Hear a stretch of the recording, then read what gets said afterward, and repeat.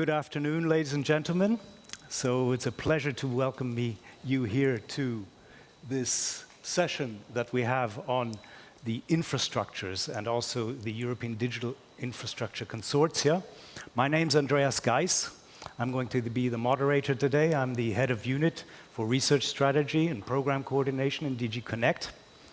And before I introduce our distinguished panel to you today, I'd just like to give you a quick introduction and, in a way, make the link to what we heard this morning, those that were in the opening session about research to reality. We heard that it's not only about funding, but it's also about teaming up.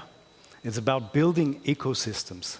And the multi-country projects, which we're going to talk about today, is exactly about that. The multi-country projects are there to basically achieve large-scale projects which fulfill targets which we have set ourselves in defining what is the digital transformation. We've done that in the Digital Decade Policy Program, so those who are familiar with it will know the compass, where you have the skills, the infrastructure targets, the targets on the public administration as also in businesses. And we want to ensure that we fulfill these targets, and one of the ways we do that is through multi-country projects.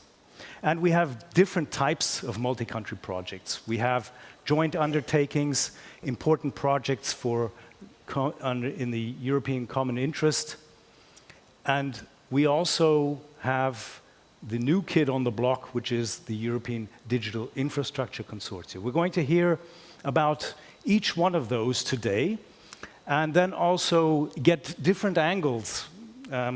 We'll hear from the research angle what the situation is. We'll hear from the investment angle, and also about the setup. In a way, we have to think about what's the best setup for the things we're trying to achieve, for the targets we're trying to achieve? What's the flexibility, the legal status, the governance elements? All of this is important to find out and to understand when we're building infrastructures. And that's what we want to discuss here today, and really dive a little bit deeper into this whole business of the infrastructures. Now, before we get into the panel, we're going to be using Slido, so hopefully you will be able to see the code up here. So I think you've probably seen that from previous sessions. Please make a copy of that Slido code that you see.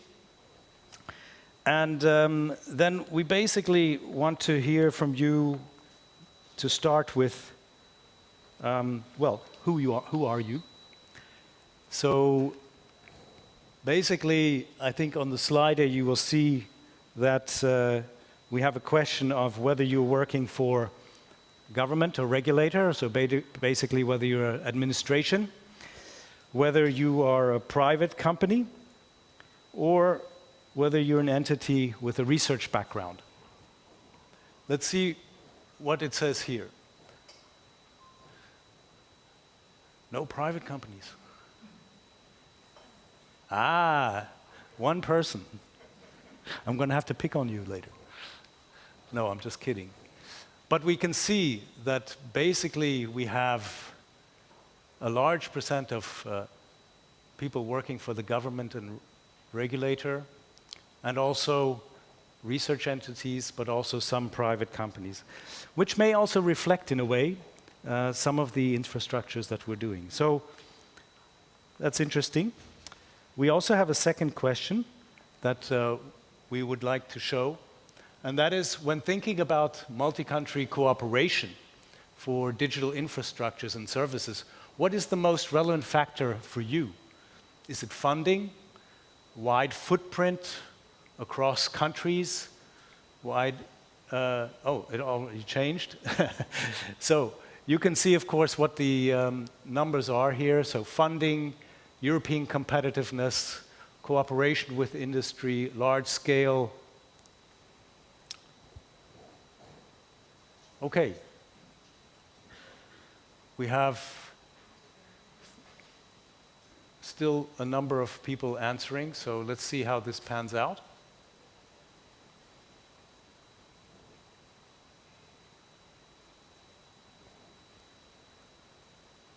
Okay, 45, 43, 45 people have answered.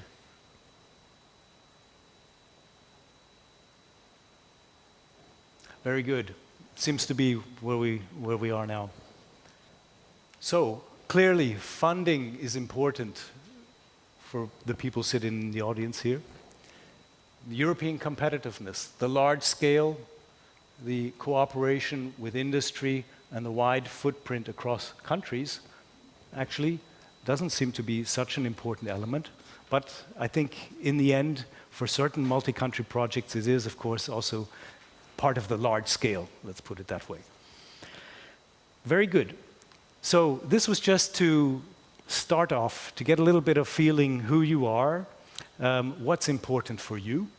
And now we're going to continue with the panel, and I'd like to ask the panel to come to the stage. I will be just maybe giving a short introduction of each of the panelists. So first of all, I'd like to ask Jari Kinaret to come to the stage. Jari obtained his master's in theoretical physics and electrical engineering from University of Oulu, and then he moved on to the MIT in the US, where he graduated with a PhD in physics in '92. After that, he worked at research institutes and universities in Denmark and Sweden, and also as recently professor of physics in Chalmers University in Sweden. So from 2013 to 23, he served as the director of the Graphene flagship, with 1 billion euros research and innovation activity involving 170 academic and industrial partners. And since October 2023, he's the executive director of the CHIPS joint undertaking in Brussels. Next, I'd like to welcome to the stage Alexandra Paul. Alexandra works as the lead economist in the cloud and software unit in the DG Connect of the Commission. And she has notably acted as the Commission's trusted advisor to guide both member states and the cloud industrial ecosystem in the design and setup of the important project for common European interest in next generation cloud infrastructure and services. And she'll be telling us more about that later. Then next, Ernesto Fobel. He is the chair of the European Digital Infrastructure Consortium, the EDIC, the new kid on the block. And congratulations, because this EDIC was established just less than a week ago through a Commission decision. So he's a computer engineer, and currently he's the head of the Smart City Office in the municipality of Valencia. He's also, from December 2017 to the end of last year, been the project coordinator for MatchUp, the European project, and then also the coordinator of the South Supernode of Sitcom. So very much involved in city projects, in the digitalization of cities, the local digital twins, and also involved in a number of other projects. He's also the vice president of the Professional Board of Computer Engineers in the Valencian region. Then I'd like to also ask to the floor Ms. Gaëlle Dacroix, Deputy Director of the Research Infrastructure, European International Affairs. Gaëlle is the Deputy Director of the CEA, which is the French Alternative Energies and Atomic Energy Commission. And she is basically has 20 years of experience in research management and science and technology in Europe. She's been in NCP, and she's also the coordinator for the Horizon Europe CSA on research, infrastructure, technology, and infrastructure for impact. And last, well, we still have two actually. Next on my list is Ismini Papakirilou. Please join us. We will be hearing from Ismini about the investment side of things. So she's currently working at the European Investment Fund, part of the European Investment Bank group, covering European Commission mandates. Previously, she's worked at the International Finance Corporation, part of the World Bank group, covering direct investments across a number of the industries and geographies. And also she has degrees from the MIT and the London School of Economics. And then last but not least, I'd like to ask to the floor my colleague Carmen Arroyo de Sande. Carmen has 15 years of experience on EU funding programs and the financing instruments. And she's been with DG Connect since 2020. Also a member of the MCP Accelerator. Maybe she'll tell us a little bit more about that, what it is. And she also has a master's degree in law. So, ladies and gentlemen, that's our distinguished panel for today, and we're going to now move to the presentations. So, first presentation will be from Jari, and we will be hearing from you about, of course, the CHIPS joint undertaking, the new one, and especially I'd like to ask you to say a little bit about, when you introduce that, what is the initiative about, of course, but also what are the main policy considerations that you have, and also, well, what instrument you've chosen. Clearly it's a joint undertaking, but maybe you can say a bit to that, and what is intended to be achieved, and the progress in implementation. So please, Jari, you have the floor. Thank you very much, Mr. Chairman. So the CHIPS joint undertaking, as the name suggests, it is closely linked to the CHIPS Act, the European CHIPS Act, that became in effect last September.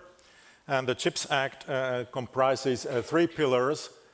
We act within Pillar 1 and deal with infrastructure building in synergy with other European programs. We are not the entire Pillar 1. There is support for startups and SMEs that doesn't fall within our remit. The other pillars deal with security of supply and monitoring and crisis response. But we live within this CHIPS for Europe part. I should point out that the entire activity is supervised by the European Semiconductor Board. So what do we do? We actually are a new joint undertaking with a long history. We come from like 10 years back. There were undertakings, joint undertakings called ENIAC and Artemis that supported electronic components and systems work rather broadly. And we still do those things. So we still continue their activities. They are not covered by the CHIPS for Europe initiative, but they are part of what we do. Then for the CHIPS of Europe initiative, there are two components. One has to do with research and innovation activities, sort of project funding grants. The other part is capacity building, capacity and competence building. Our funding is divided very strictly in these different blocks. So from the Horizon Europe initiative part, we get about 1.4 billion euros. For the Digital Europe capacity building part, we get about 1.4 billion euros. And for these more general electronic components and systems activities, we get 1.3 billion euros. If you add these up, that adds up to about 4.175 billion euros. So a very significant funding. But it works as a gateway to much larger funding, because every project that we fund is funded jointly by us and the participating states. If we put €1 into a project, we expect that participating states put in €1. In most of our projects, also European industry, in the form of industry associations, puts also money. So that way, our 4 billion gets converted to controlling a budget of about 11 billion euros. So you could say that we are not a multi-country project, we are a multi-country program, because all of those things that we fund, with one rather small exception, are multi-country projects. Some are big, some may have 40 partners, we have a budget of 60 million euros. Some are small, have a budget of 4 million euros, have maybe 3 countries. And then there are these national competence centers, which is the only exception, that is only one country involved there. So all in all, like I said, we have this budget of something like 4.175 billion. We are relatively new. Like I mentioned, we've launched our first calls in, I think, December 1st, calls for 4 pilot lines where we are putting 1.67 billion euros funding, member states are putting as much. We are launching our next set of calls rather soon, about 216 million for these more general electronic components and systems activities, and a little bit later we are launching about 660 million euros call for things like design platform. We also got a few questions, specific questions that I'm supposed to answer within my 3 or 4 minutes. The first question had to do, well, what is this initiative? I think I explained the content on the previous slide. The structure, for instance, in our governing board, we have representation from 31 participating states, soon to be 32 once we get the letter from UK that they want to become a participating state. We also have a representation from the European Commission and from 3 industry associations. So we are a tripartite joint undertaking, tripartite partnership. The reason why we exist is very clearly defined in the CHIPS Act. We see, and not only we, but in general, it is seen that semiconductors are of strategic importance to Europe. Just about anything that we make, anything from washing machines to cars to airplanes, if there are no semiconductors, there is no product.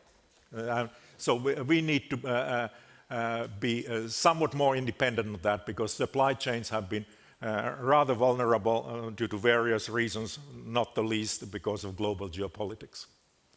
Why are we a joint undertaking? Well, the easy answer is that that's because the CHIPS Act says that. And it's also built on the success of our predecessors. So we are reinforcing the ecosystem in this area, strengthening European technological sovereignty, addressing semiconductor shortages, and support large-scale capacity building activities like pilot lines, design platform, and so on. It's a little too early to talk about our progress, but we can talk about the progress of our predecessors, which have resulted, supported something like 1,000 companies, among them 400 SMEs. So I think I will stop there and pass the word to the next speaker.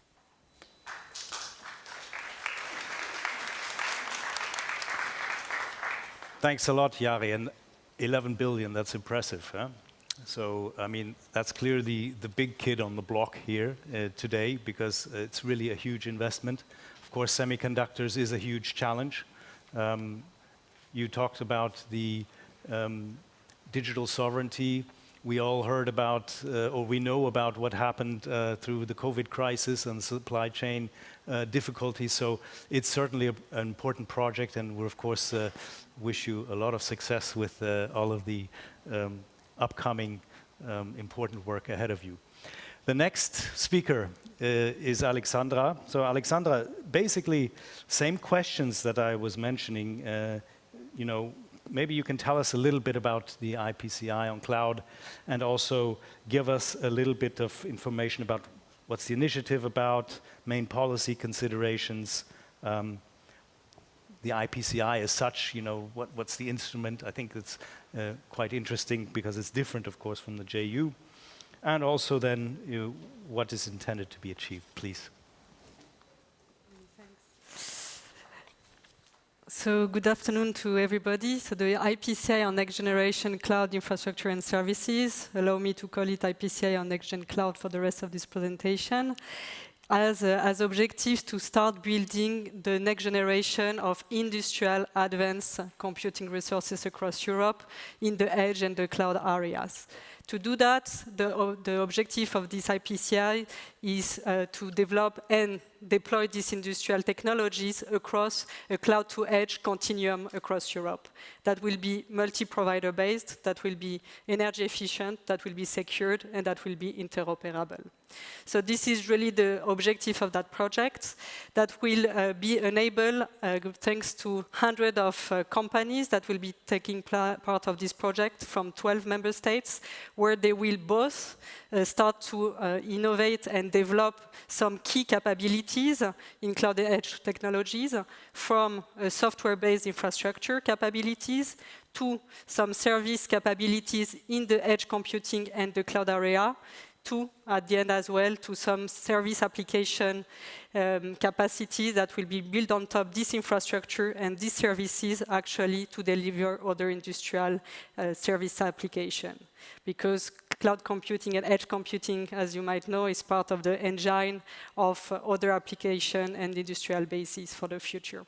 So this is what is going to be done, and in particular, for instance, from 2024 up to 2031, there will be different projects by these hundreds of companies together, including, for instance, the development of a common reference architecture that will support how to manage and federate together this cloud-to-edge ecosystem and system that will be distributed across Europe. There will also be new type of orchestration services that will be developed to ensure the workload balancing between the different resources that will be distributed across Europe.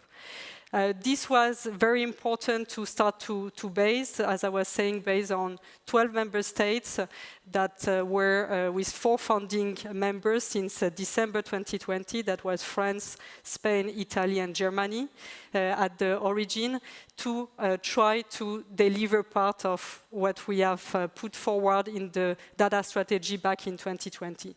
This high-impact project on data spaces and federated cloud infrastructure and services. So that was one of the policy considerations at the core of this IPCI to be delivered as of 2024 until 2031. The other consideration was an economic consideration to design this IPCI project. And it was actually back in 2020 in the Commission when we started to assess the market. What we saw in the cloud edge computing market was that it was not as fair and as contestable that it could be. So in a nutshell, there were few providers into that market. It was not as diversified as it could be, meaning that less solution could be developed and offered to end users that needed them to build, for instance, their industrial application. This was also something that would hinder innovation. The less you're in the market, the less possibility you have to compete in price, in quality, and in differentiated product. And is also a source to actually also of reduces our capacity to process data. So there were also some dependency created on that side. The other side that we saw is that the market was not as fair as it could be. It was either neither enough open, in the sense that there were some technical blockers, including in terms of vendor locking, when you wanted to move your data from one provider to another one. There were also some issues in terms of technical interoperability between service providers that was also ultimately diminishing the cloud uptake across Europe. And finally, in the policy and economical consideration, there were also an issue of the market not being as responsive to some of our policy ambition that we would like to be. So computing was something that was energy efficient, very consuming in terms of energy efficiency, and some security requirement could be tightened around the solution developed on that market. So now, why did we choose to implement this high-impact project from the data strategy basis as an IPCI and not as a GU, as we just heard, for instance? The main reason were three of them. First one, it was the timing, of course, issue. Back in 2020, the legal basis of most of our digital program at European level were to be closed. So digital, Horizon Europe, or CEF2 programs were closed. There were no really space for having a GU on computing infrastructure and services as it could be for other technologies, for instance. It was also a choice because the size of the project we are speaking here. Financially, we speak about 1.2 billion of public aid that is put forward in the project, but also of 1.4 billion of private investment. Around an ecosystem, I was saying to you, of hundreds of companies, around also spanning across 12 member states at least. These were not the type of size or magnitude and scale that we discussed before that we manage usually under more traditional digital program. And finally, also the type of activity. This IPCI is an IPCL that is industrial. Is industrial in the type of technology is going to be developing, but is also going to deploy them until the production of this technology goes to the market. But to do that, you still needed to do some research and innovation at very high TRL, 8 or 9, but also then be able to quickly test them and quickly deploy them up to production, just the stage before mass production.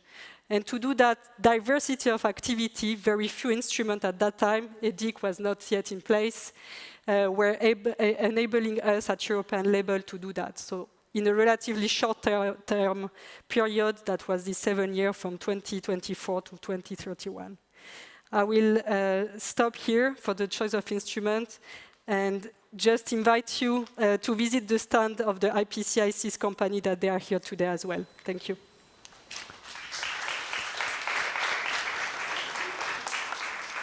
Thanks a lot, Alexandra. I think that also gives a good example of building an ecosystem, and an industrial ecosystem as such. So this is exactly at the heart of what I was saying at the beginning, of being sure that we have means at hand in ways that we really reach out and go from research to reality. So very good with that one. And now, Ernesto, you're going to tell us about your newest project, which is an European Digital Infrastructure Consortium around cities. So you have the floor. Maybe you can touch upon the same questions that I was asking the other speakers. Please. Yeah.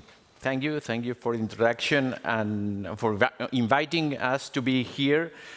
First, let me give you a bit of context about, I guess that probably most of you know this concept, but just in case no, let me give you some ideas about what are local digital twins and Cityverse. Local digital twins are tools, digital tools that at least have 4 components. The first one is the 3D model representation of cities or region or communities. The second one would be the real-time data integrated in these models. The third one would be analytics, complex analytics and artificial intelligence algorithms applied to the real data running on these models. And finally, to have simulation scenarios. So with these 4 components, we could have what is said local digital twin. And Cityverse is a concept that is mainly focused in this issue that we have heard a lot of times today, the human-centered approach for smart city projects. So, and let's move on with why EDIC and not other tools. In this case, we have a first issue is that we have to manage digital infrastructures that are outcomes from previous projects and new tools that are going to be developed. The main digital infrastructure that we are going to manage is a toolbox that has been a tender in the European Commission that was during the end of last year, and now the winners have 2 years for developing a toolbox that will be one of the main assets that will be managed by this EDIC.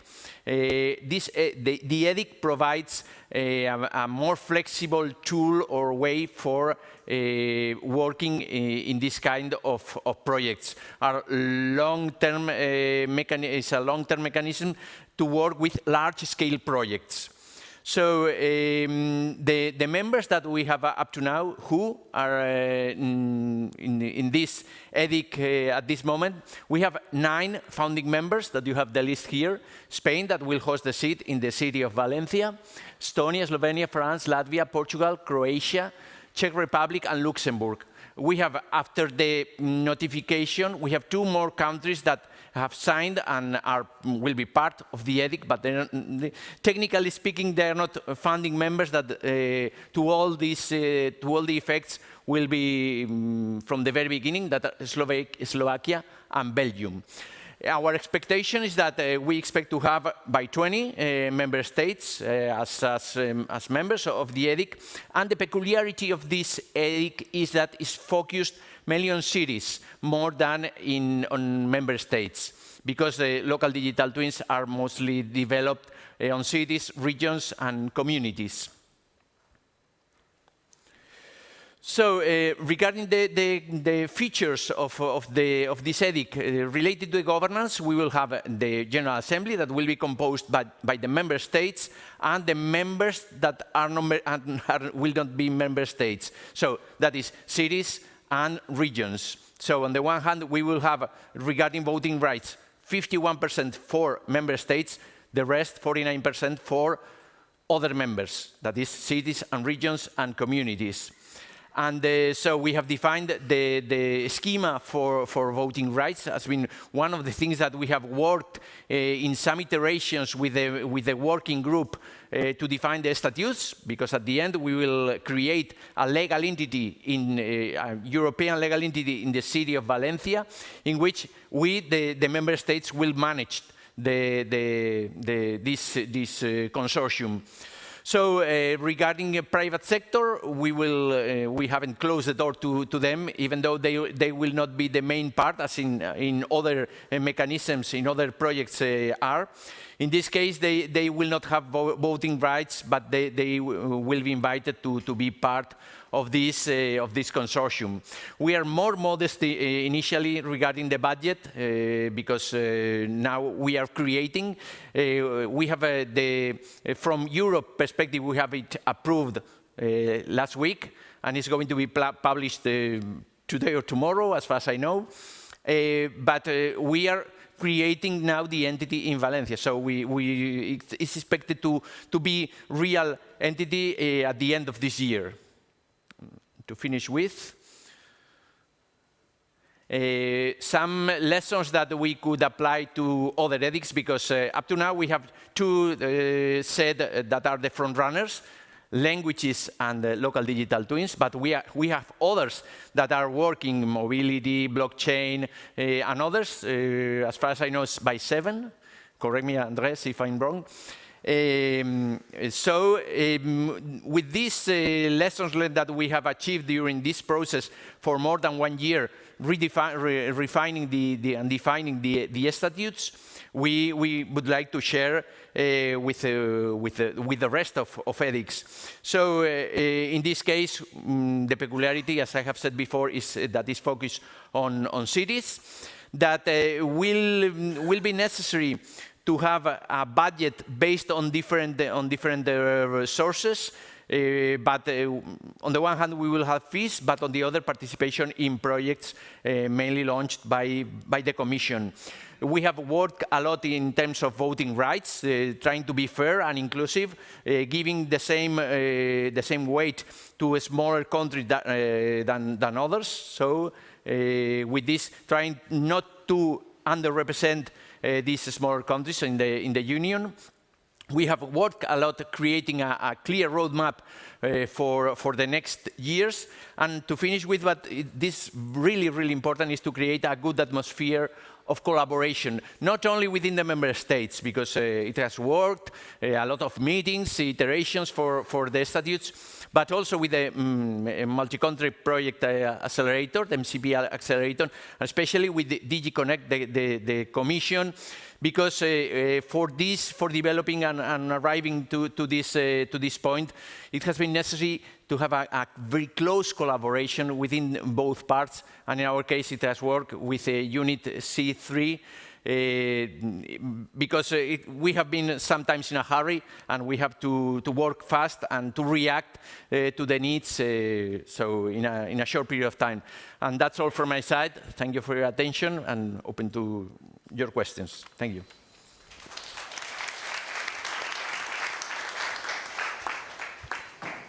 Thank you very much, Ernesto, and for rounding off our initial round of speakers to this session. And you heard that you're basically the one that's really pioneering work on ethics together with another ethic, which is on the language technologies. And I think we're still in the learning phase here, and so it's good to hear and also to collaborate, as you've said, among the member states, because the ethics is a mechanism which involves basically the member states. The member states take the lead in setting up, in devising the statutes, but also in the way the governance works, with the possibility, of course, for others to join. But it's in the hands of the member states, and we also want to make sure that this is something that will be a sustainable. You mentioned the sustainability aspect of the ethics, ethics being a legal entity, and can also sustain over a longer period of time, so that we get applications going and keep them going in order to build, in your case, the city, the avatars of the cities, maybe I can say. So with that, we have finished the round of speakers, but now we're going to, in a way, move to the panel discussion. And of course, everybody here sitting on the stage is part of that panel. So before I ask a question to the speakers that we've just had, I'd like to open, so to speak, the floor to the other panelists, and I'd like to start with Gaël, who's our, let's say, research perspective here in the panel. And I'd like to ask Gaël, you know, maybe you can tell us a little bit how the research side, what instruments there are, what infrastructures there are that can help us to bring us from research to reality, which is the theme of this conference, and also to tell us a little bit about how they work or how they contribute. Thank you. Yeah, at a research perspective side, I don't know if you know, but we have an ERIC. It's a European Research Infrastructure Consortium. It was a legal instrument. I think it was developed in 2029 with a regulation, and it's the aim of the ERIC. It's like an ethic, but it's another. It's to set up and to operate research infrastructures of European interest among the different EU member states, in fact. And for research or technological organization, it was very important because it gives to the research infrastructure. It could be a distributed or in a mono-site research infrastructure. It gives them a legal status, in fact. And you can also, as a legal entity, you can submit some call, and you have also as in ERIC, the member states are involved and are member of an ERIC, and it's also a recognition, in fact, of the at EU level, but also at national level, because the member states support the research infrastructures. And I think that, normally, the ERIC as for non-for-profit research infrastructures, you could have economic activities, but not less more than 10%, and so maybe it could be a difference with EDIC, if I'm quite well known about EDIC. And you have some different ERIC, and we have also for the research infrastructure more as we have a forum It's a European strategic forum for research infrastructures. And the idea is to have a governance at European level and to have a strategic-led approach in fact, the idea is to have a global overview at European research infrastructure landscape and to provide policy advice and also to facilitate the integration of scientific research at European level. Thanks a lot, Gael. We've heard now about, well, ERICS, EDICS, maybe it's still a little bit maybe difficult to understand what exactly is there, the difference and so on. Maybe, Carmen, you could tell us a little bit more about, explain or characterize the difference. Very good. I think it's working, yes. So yes, EDICS and ERICS, really in the Commission we were not really creative with the acronyms, right? So the essential difference, I would say, is the focus. While the ERICS are more focused on research infrastructure, the EDICS are looking more towards deployment. Doesn't mean that the new legal entity cannot have a research component, but it's looking towards a different phase, looking at deployment. That is why, contrary to the EDICS, private entities can be members, full members of the organization, of the new legal entity. And because of the private entities' participation, also the EDICS can have a for-profit pursuit. So I would say that's the main difference.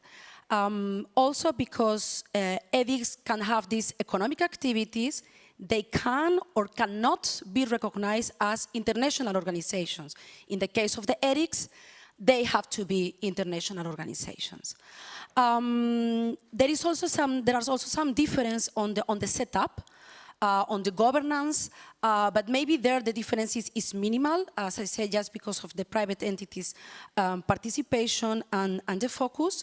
And then also there is a difference in the Commission role. In the EDICS, the Commission have some veto powers with regard to EU funding. But even if they are different instruments, I think they are also very complementary instruments. Now the EDICS are the new kids on the block, and even if they are still new, we can already see cooperation between EDICS and ERICS. Maybe EDICS taking to the deployment level all those maybe validations that are done under the ERICS. So even if they are different, they can be working together very well. Maybe we can apply the motto of this event, from research to reality. Wow. Yeah, indeed. Deploying what they could research in the different fields. Indeed. Indeed, and I was going to say ERICS and EDICS are digital twins, no? Or something like that. No, in general, I think we really have a wealth of different instruments that we need also to try and put to work. But all of these instruments are interested in one thing, and that is how we now get to Ismini, who's going to tell us about the funding and the investment possibilities. Because this, as we saw at the beginning, is really of interest here to the group. So, Ismini, tell us how we're going to get the money. Sure. So I will speak on behalf of the European Investment Bank Group. So in terms of the available funding, the European Investment Bank generally finances directly projects in the digital economy, and that can be in a range of industries, from infrastructure, for example, data transmission networks, to data center infrastructure, to services, to applications, research and development, even on the public domain, for example, related to e-health or e-government. So it's a wide range of different things that we can look at. Now I will focus more, as I'm from the European Investment Fund, on some interesting funding instruments that we have at the EIF, which really I think are quite applicable with regards to the digital economy. So we use an intermediated model. That means we invest through financial intermediaries, and in the case of equity, which I think it's quite relevant for this industry, we would use funds. So for example, venture capital funds when it comes to technology and tech transfer, private equity when it's for more mature mature ideas, and infrastructure funds when it comes to digital infrastructure investments.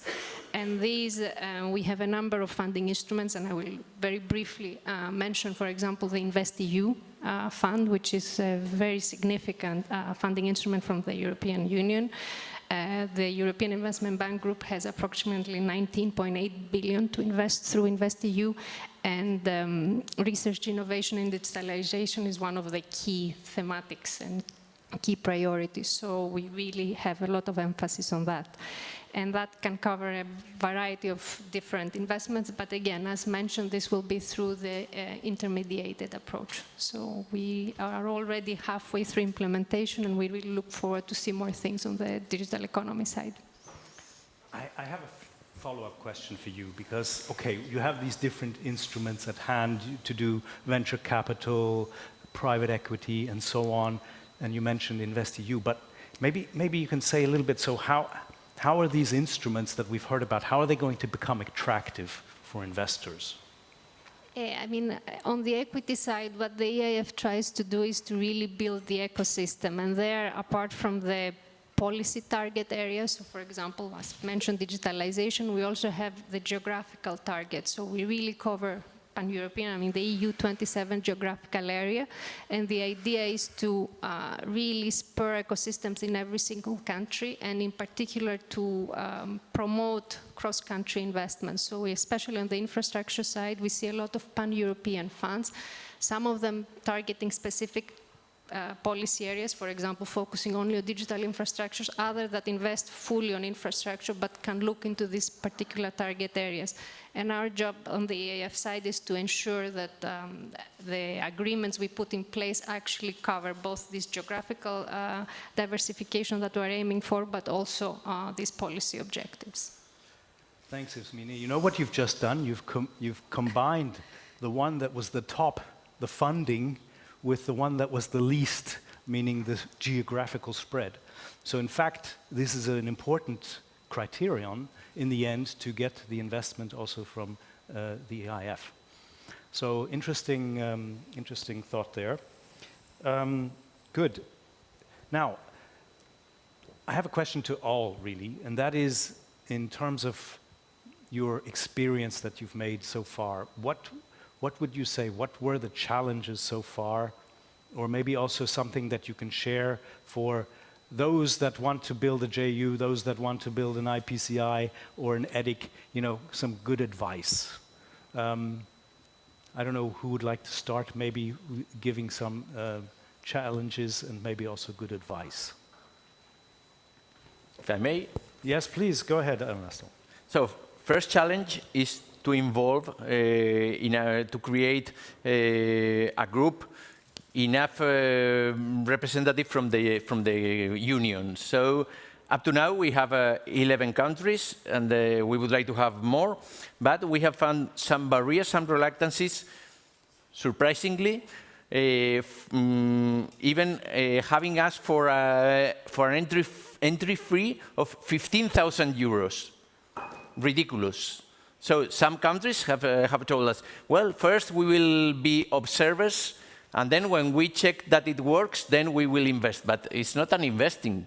It's not investing 15,000, so it's nothing.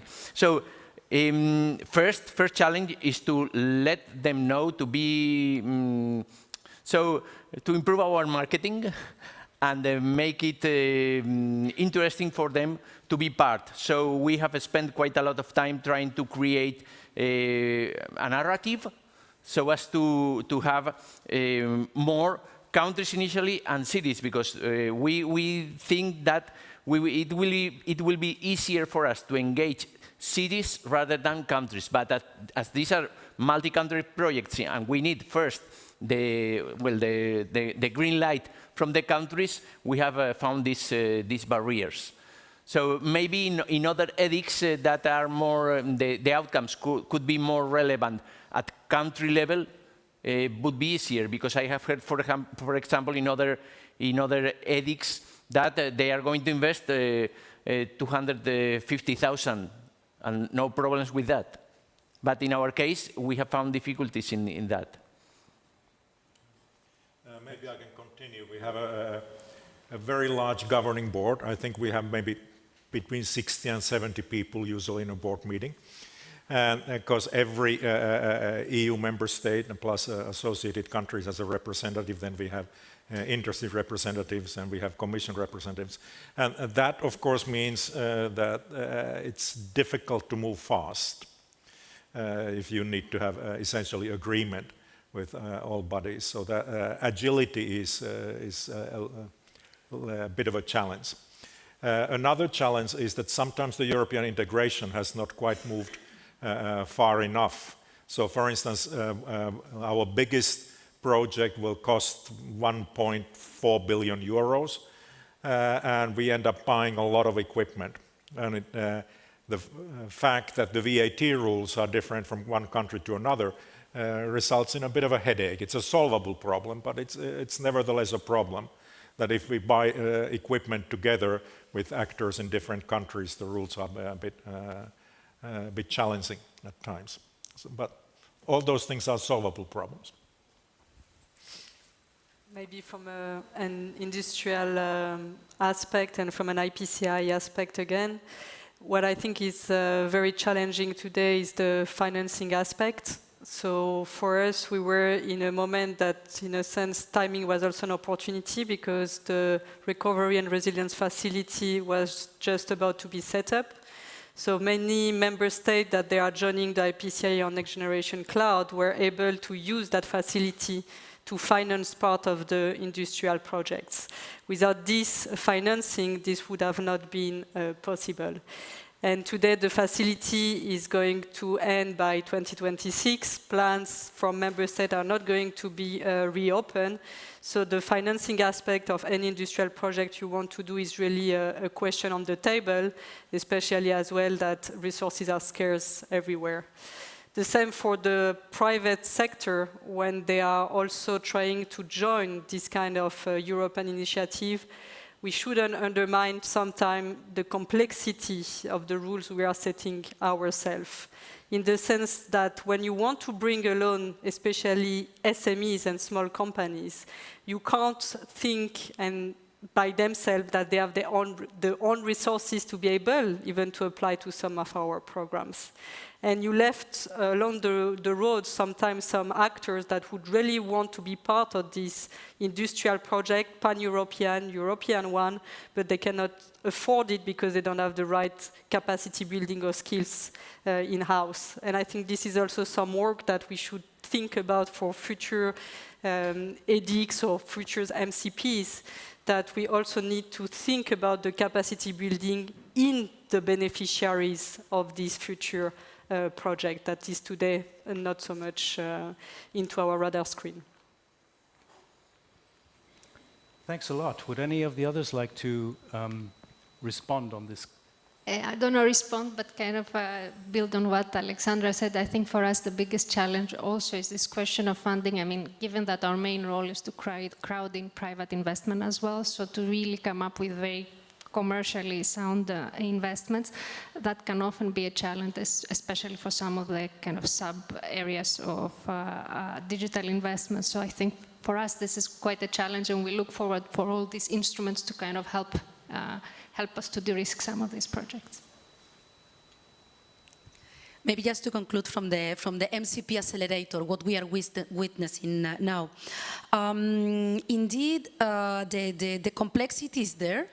But I think also we could think about some mentoring, because what others did before, I think it will really help to others that are coming. So, and this is also the role of the MCP accelerator. So whoever is in the room and thinks that setting up an entity can be an answer to their challenges, please, you should know that that of course that you are not alone. Also, in terms of the challenge, we listen the challenging funding environment, and the solution is for the ethics to be creative and also comprehensive of the different funding instruments. We hear this morning also the tendency to use grants. But there are many more things that, that grants. You have financial instruments, you have also the private investment at regional and local level. So a sustainable, a very stable financial viability plan, of course, it's also needed. Thanks. Yeah, just to add something. It's when you have to find new funds or to have the sustainability, in fact, is very important, the financial sustainability. And you have the challenges also to remain focused on your objective, because you have set up an EDIX or an IPCI with some scientific or industrial objectives. And when you have to look at the different funds, when you have to apply for grants, sometimes you have to look. The risk is to change your objectives, and so it's very important to. What is the challenge is to keep all the community involved and committed together for this, so always the same objective, I think. Ernesto, please. So, linking what you have said of capacity building and what you, Carmen, has explained, one of the main challenges for us is to create a sensible business plan. So we are looking for different alternatives. One of them could be capacity building, because at the end we should, with the assets that we will manage, we will have to facilitate the access to this to not only to bigger cities, but also to less developed cities. And apart from that, so different tools, for example, certifications and other alternatives, not only fees, not only grants, that could give support to create a sensible business plan. That is one of the challenges going on with what you have asked before. Yeah, thank you. I think, to try and summarize, there was quite a bit of discussion around the challenge of funding. And I think we heard that some of the ways to meet that challenge is sort of the geographic diversity, or let's say in terms of investments. We heard that trying to make things sustainable or focused could also be a way to ensure that there is the funding, and also the business plan, which you were mentioning. So it seems to be, let's say, those elements that I picked up from the discussion.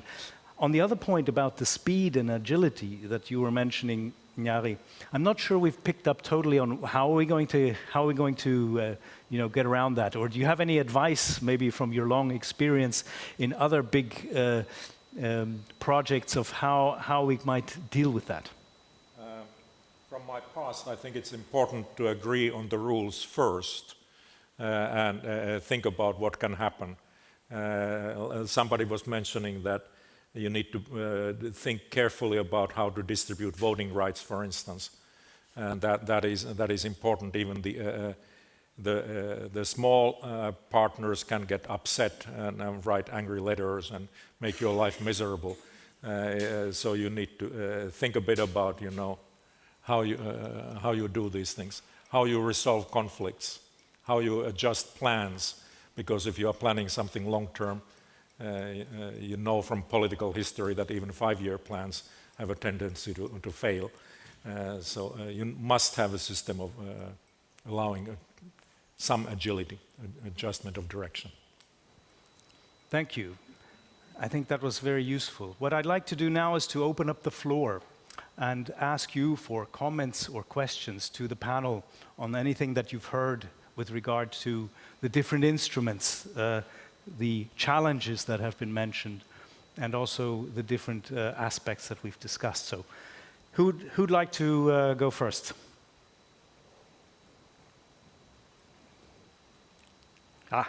Yes, please.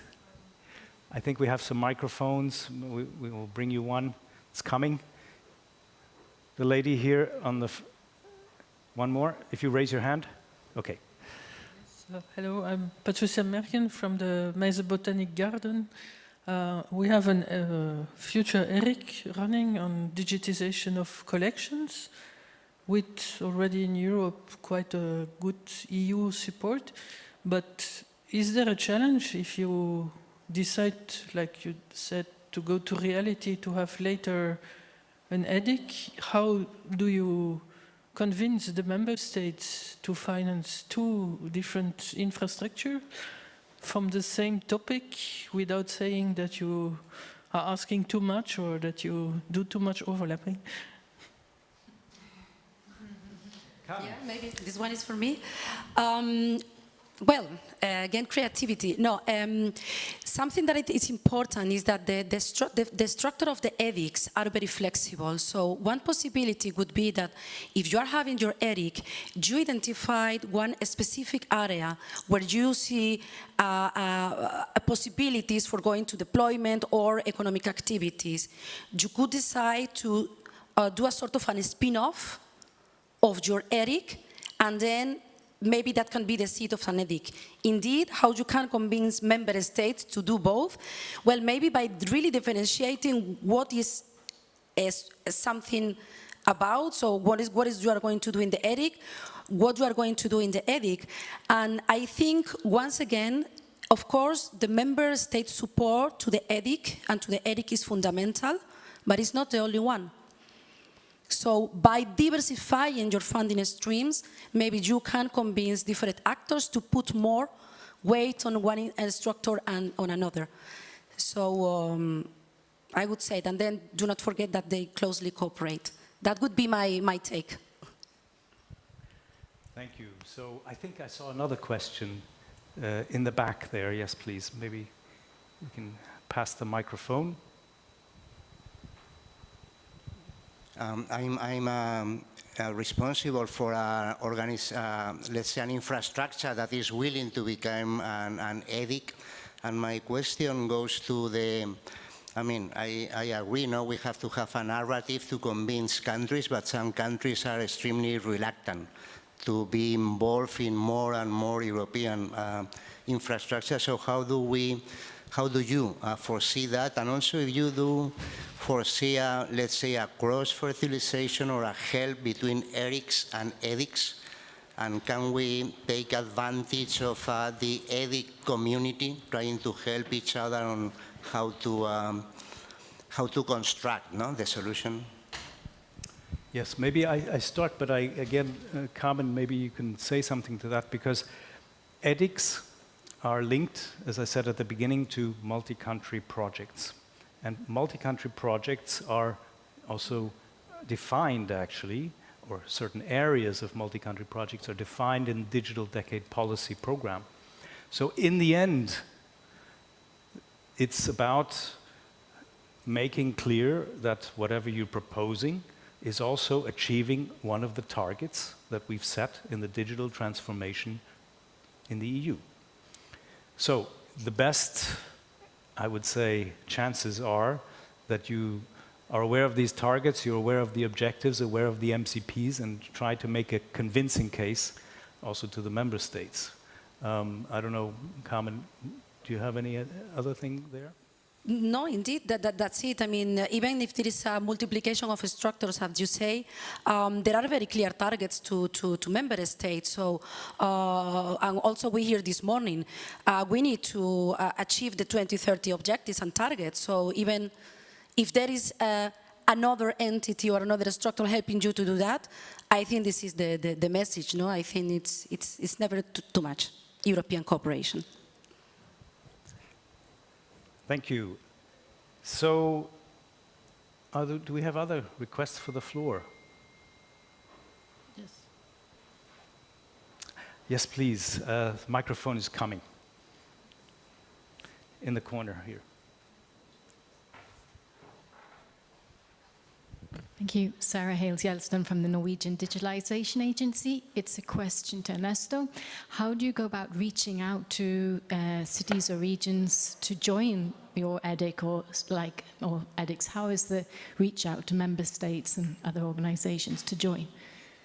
Well, as I have tried to explain, we have different types of members for this EDIC. On the one hand, we will have the member states that we need them for the creation of the EDIC, because it's a multi-country project, but we are open to receive new members that are not countries, that will be regions or cities.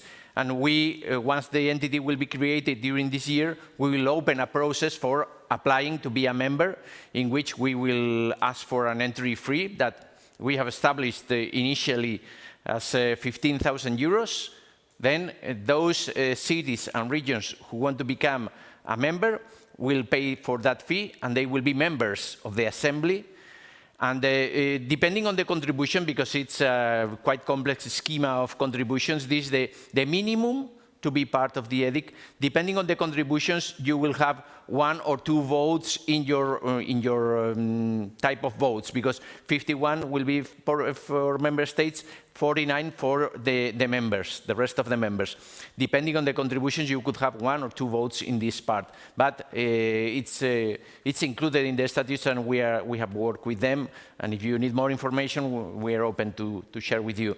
But during this year, we will open this appliance period for this. Very good, thank you. I don't see any other requests for the floor. Yes, please, over here.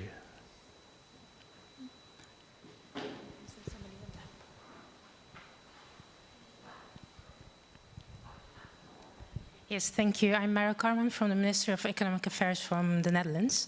And I have a question on the funding part for the lady here. What I see on the EDIC part, you said that InvestEU will be available to co-fund. And I think ideally you would see private parties like banks participating in those EDICs. But as a former banker, I know a bank wants to see business activity and wants something in return and is not on the long-term strategy, while EU and InvestEU will be on the long-term strategy. Do you think we can have those banks coming with us with those long-term strategy, or is there still a challenge to bring them on board? I think for investing directly, there would be a challenge, but I think the idea is here that we can once you have a mature project, then you could come in with either direct or an indirect financing solution. So I think this is something that we will see as EDICs develop, but yes, there is challenges with regards to investing directly. Thank you very much. I don't see any other requests for the floor now. And in view of time, I think that's also timely, because we're slowly coming to the end of this session.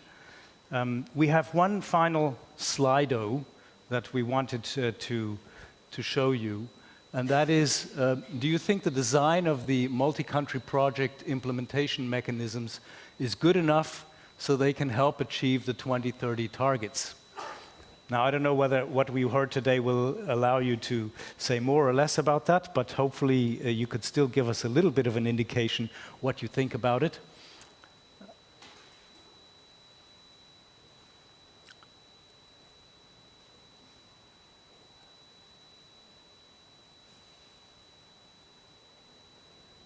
So we have 7 that have voted. I'll leave it open a little bit longer. I think also we can maybe leave it open while I summarize a little bit. So feel free to keep up the adding. Indeed. So we're now coming to the end, and let me just try to make a quick summary of what we've heard today while you're going up. The time is up, I see. Okay, well. I will just summarize. Basically, I think we heard, of course, about the wider range of instruments that we have for multi-country projects. We heard about how important it is to attract the funding and how much interest there is around that. So that's a challenge, but there's also ways of doing that, of having a geographical spread, of having good business plans, of having sustainability and focus. We heard about the importance of these instruments also having speed and agility, able to react to things that happen over time. So speed and agility, you need good rules, basically, so that you can also decide that in the end, if there's conflictual situations. And you also need to be able to have rules which allow you to adjust your plans in order to adapt to things that have happened. And I think we certainly know that geopolitical things can change, and this has happened several times recently. So I think we can all understand that. And finally, making proposals for new EDICs or new JUs or IPCIs is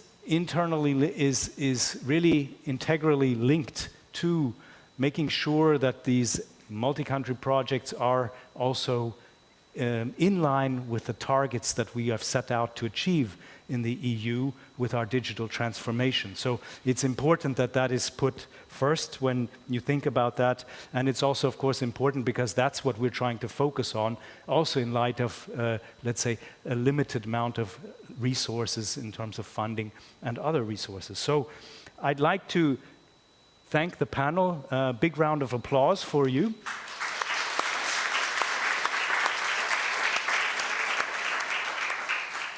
And I can see that most think that improvements are needed, so we'll be working on that in light of what we've heard. And of course, we will continue to work with the member states, with you, to make sure that these further instruments that we have also develop and make the best of the digital transformation. Thank you very much for your attention. See you. Bye-bye.